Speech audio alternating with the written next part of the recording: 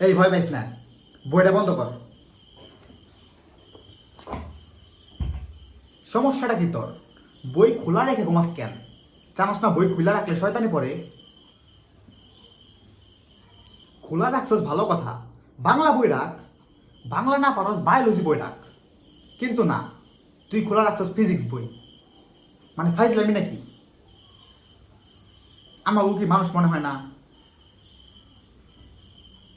এরপর থেকে বই খোলা রেখে ঘুমাইলে বাংলা বই খুলে ঘুমাবি। এসব ফিজিক্স কেমিস্ট্রি যেন না দেখি, মনে থাকবো। আবার বই খুলে চাবি না, ঘুমা।